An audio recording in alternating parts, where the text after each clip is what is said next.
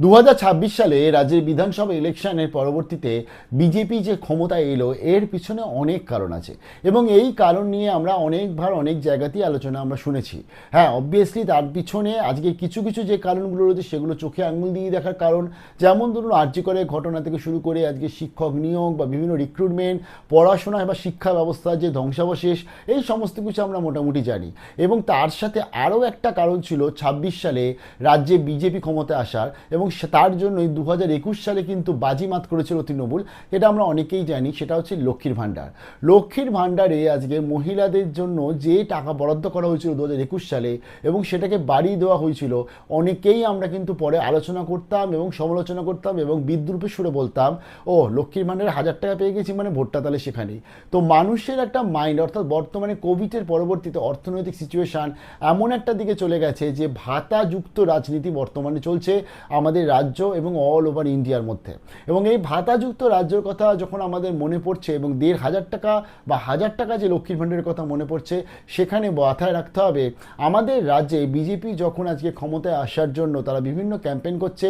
Even তারা তাদের ম্যানিফেস্টোতেও বলে দিয়েছিলেন যে মধ্যমবর্গীয় এবং নিম্ন মধ্যমবর্গীয় বা নিম্নবর্গীয় যারা, অর্থাৎ মধ্যবিত্ত নিম্নবিত্ত যারা রয়েছে, যেটা আমাদের জানিয়েছিলেন কে, হোম মিনিস্টার সাহেব অর্থাৎ অমিত শাহ। তিনি নিজে জানিয়েছিলেন, শুভেন্দু অধিকারী পাশেই বসেছিলেন। তিনি জানিয়েছিলেন মধ্যবিত্ত নিম্নবর্তী যারা মহিলা রয়েছে তাদেরকে 3000 টাকা করে দেওয়া হবে 1 তারিখ থেকে 5 তারিখের মধ্যে। এবং এই যে 3000 টাকা করে দেওয়ার যে প্রমিস এবং তার জন্য যে মহিলা ভোট ব্যাংক, যেটা আজকে তৃণমূলের ধরতে গেলে মানে ছত্রছায়ায় ছিল অনেকটা অংশ, সেটা কিন্তু ঘুরেছে। এবং তার জন্য আজকে যে বিজেপি ক্ষমতায় এসছে এর পিছনে অনেক কারণ আছে। আমি বললাম আরজি কর থেকে শুরু করে টিচার রিক্রুটমেন্ট স্ক্যাম থেকে শুরু করে পড়াশোনা শিক্ষা ব্যবস্থা থেকে ধ্বংস, রাস্তাঘাটের বেহাল অবস্থা, অনেক কারণ রয়েছে। বাট তার সাথে এটাও একটা বড় কারণ ছিল যে মহিলাদের 3000 টাকা করে ভাতা দেওয়া হবে অন্নপূর্ণা যোজনা বা অন্নপূর্ণা ভাণ্ডারের মধ্যে। বাট বর্তমানে আজকের এই অন্নপূর্ণা যোজনা বা অন্নপূর্ণা ভাণ্ডার নিয়ে কিন্তু যে কথাটা বলা হয়েছিল, অর্থাৎ মধ্যবিত্ত এবং নিম্নবিত্ত, সেখান থেকে পুরো জিনিসটা ঘুরে চলে আসে নিম্নবিত্তর দিকে। এবং মধ্যবিত্ত যারা মহিলারা রয়েছেন তারা কিন্তু সব থেকে এখন চিন্তায়ও পড়ে রয়েছে যে আলটিমেটলি আমি আমার যে টাকাটা পাবো ভেবেছিলাম, এবং মধ্যবিত্ত সিচুয়েশনও এখন এমন একটা জায়গায় দাঁড়িয়েছে আফটার কোভিডে, সেখানেও কিন্তু তাদের পক্ষে এই 3000 টাকাটা অনেক। আমি এই পুরো ব্যাপারটা নিয়ে বলবো, আলোচনা করবো, তবে তার আগে আমি একটু বক্তব্য শোনাবো যেটা মাননীয় আমাদের হোম মিনিস্টার গৃহমন্ত্রী অমিত শাহ তিনি জানিয়েছিলেন ম্যানিফেস্টো প্রকাশ করার সময়। চলুন শুনে নিচ্ছি। मध्यम वर्ग और लोअर मिडिल क्लास और गरीब, वो सभी में महिलाओं की हालत बहुत दयनीय हुई है। जब तक ये गड्ढा नहीं भरता है तब तक भारतीय जनता पार्टी की सरकार हर महीने 1 से 5 तारीख के अंदर 3000 रुपया हर माता के बैंक अकाउंट में ट्रांसफर करेंगे। তো শুনলেন আপনার অমিত শাহের বক্তব্য। এবার আমি একটু শোনাচ্ছি আপনাদেরকে বৃহস্পতিবার দিনকে আমাদের রাজ্যের অর্থমন্ত্রীর তরফ থেকে কি বক্তব্য এসছে এই অন্নপূর্ণা ভাণ্ডার নিয়ে। অন্নপূর্ণা ভাণ্ডার নিয়ে অনেকেই প্রশ্ন রেখেছে যে এটা কি ভিত্তিতে করেছে।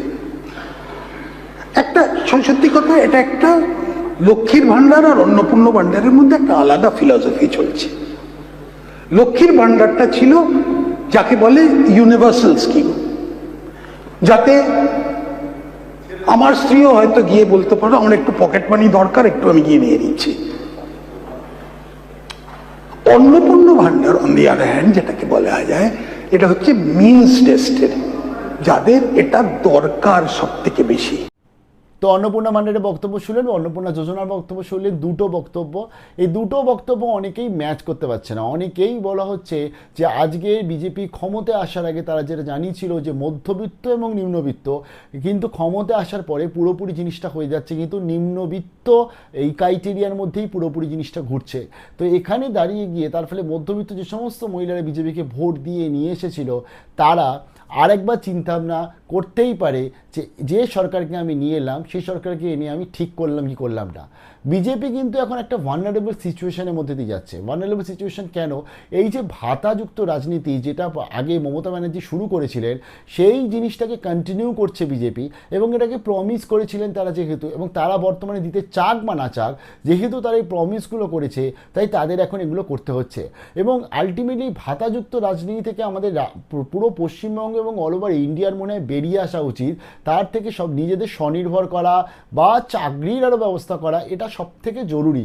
কারণ ভাতাযুক্ত রাজনীতি যতদিন অবধি থাকবে ততদিন কিন্তু ওই কোথাও না কোথাও গিয়ে মনে হবে যে আলটিমেটলি সরকার আমাকে এটা দিল, সরকার আমাকে এই বই খাতাগুলো দিল, ভোটটা তাকেই দিয়ে দিই। তো এই সিচুয়েশন থেকে কিন্তু বিজেপি এখন বেরোতে চাইলেও তারা বেরোতে পারছে না, কারণ তারা এমন একটা জায়গাতে ফেসেছে এবং তারা এমন কিছু প্রলোভন বা এমন কিছু বক্তব্য রেখেছে যার জন্য তারা সেদিকেও এগিয়ে যেতে চাইছে। এবার এখানে একটা ব্যাপার হচ্ছে যে যদি মধ্যবিত্তদের আজকের এই যে ভোটের যে বাক্স, তাতে যদি মধ্যবিত্তরা যারা রয়েছে তাদের এফেক্টটা যদি পড়ে, তাহলে বিজেপি আগামী যে নির্বাচনগুলো রয়েছে সেগুলো সামাল দিতে পারবে কিনা। কারণ আমরা দেখেছিলাম আজকে যখন মমতা ব্যানার্জি তৃণমূল সরকার যখন ক্ষমতায় এলো 11তে, তার পরবর্তীতে মিউনিসিপ্যাল ইলেকশন বলুন বা লোকসভা ইলেকশন বলুন, কোনো জায়গাতে কিন্তু সেরকমভাবে কোনো রকম তাদের বিপর্যয় বা ডিজাস্টার কিচ্ছু হয়নি। এর কারণ হচ্ছে একছত্রভাবে, যেমন সিপিএম বা বাম ছিল একছত্রভাবে কিন্তু তারা স্বায়ত্তশাসন বা শাসন করে গেছে।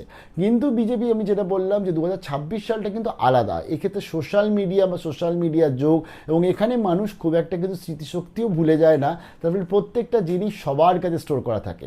তো এখানে দাঁড়িয়ে এখন ভালনারেবল পজিশন ফর বিজেপি, যে আলটিমেটলি তারা তাদের পরবর্তী যে ইলেকশন, সেটা মিউনিসিপ্যাল ইলেকশন হতে পারে বা লোকসভা ইলেকশন হতে পারে বা বিধানসভা ইলেকশন 5 বছর পরও হতে পারে, সেক্ষেত্রে তাদের কিন্তু ভোট কাটার সম্ভাবনা রয়েছে।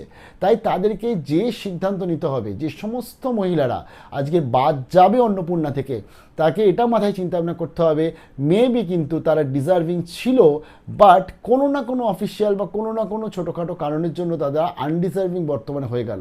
তাই যাদের দিয়ে ভেরিফিকেশন করাচ্ছেন অন্নপূর্ণা যোজনা, তাদের দিয়ে 10 বার ভালো করে কাজ করার, কারণ কোনো ডিজার্ভিং ক্যান্ডিডেট যেন আনডিজার্ভিং না হয়ে যায়, কোনো ডিজার্ভিং ক্যান্ডিডেট তারা যেন টাকা পেতে না বঞ্চিত হয়।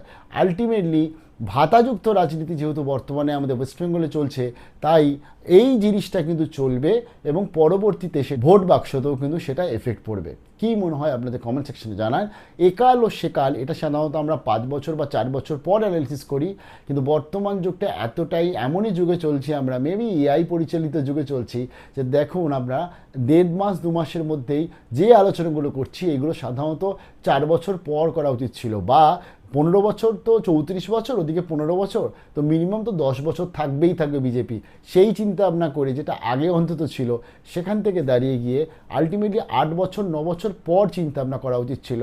বাট দেখুন কি সিচুয়েশন এসে দাঁড়িয়েছে 26 সালে, কত ফার্স্ট এসে দাঁড়িয়েছে 26 সালে, যে আমরা কিন্তু এখন থেকেই চিন্তা ভাবনা করছি। কি মনে হয় আপনারা আপনাদের কমেন্ট সেকশনে জানাবেন।